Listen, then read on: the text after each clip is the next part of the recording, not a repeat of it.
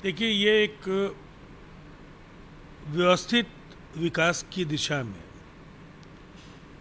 एक ईमानदार पहल है और सभी तरह के जो वर्गीय हित हैं उनका इसमें समावेश किया गया है। और जिस तरह से विभागों का वितरण हुआ है,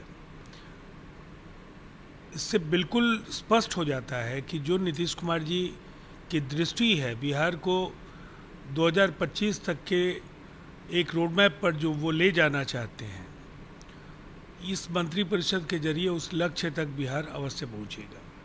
ये है बिहार के गरीबों का सरकार। हमने अपने वादे को पूरा करने के लिए मिलकर काम करेंगे। जब से नई सरकार बनी है, रोजगार और विकास की चर्चा हो रही है।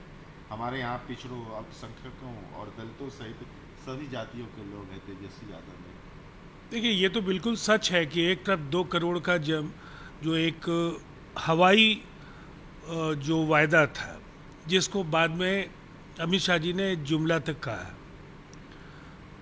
अब बिहार ने ये बताया है कि सीमित संसाधनों के बावजूद पहले से भी बिहार में नियुक्तियां हो रही थी और अब 20 लाख नौकरियां नौजवानों को दी जाएंगी। इस दिशा में प्रयत्न भी शुरू हो गए और समाज के सभी कमजोर तबके के लोगों को इस सरकार के गठन के साथ ये भरोसा है कि अब बिहार के विकास को जाति, धर्म, उकसाऊ नारों के बजाय एक समन्वित दृष्टि से जो कार्यक्रमों पर आधारित जो आगे का लक्ष्य है, उस दिशा में बिहार को बढ़ाने में मदद मिलेगी।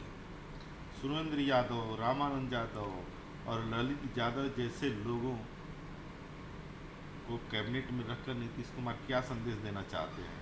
नीतीश कुमार ने चतुराई से गृह और वित्त विभाग जदयू के पास रख लिया और तेजस्वी यादव को धोखा दिया। भाजपा के राज्यसभा सांसद और उप मुख्यमंत्री पूर्व मुख्यमंत्री सुशील मोदी हुए।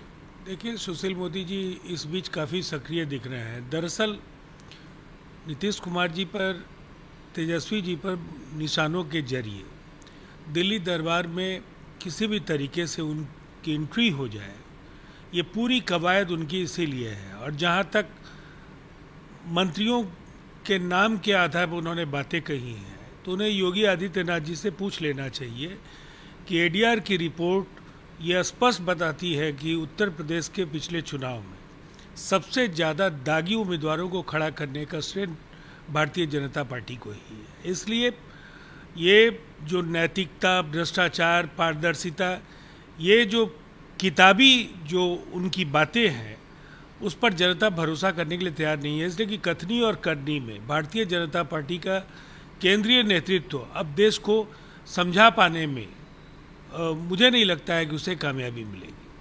खेला होबे दिवस का इस्तेमाल कार्यकर्ताओं को निशाना बनाने के लिए किया जाएगा। भाजपा ने बंगाल के राज्यपाल से शिकायत की। भारतीय जनता पार्टी को जो भी दिवस मनाना हो वो मना सकती है, लेकिन अन्य दल अगर ऐसे कार्यक्रम करेंगे तो फिर इसको तरह तरह से इस तरह के आरोपों के जरिए वो कहीं ना कहीं छवि मलिन करने की कोशिश करेंगे।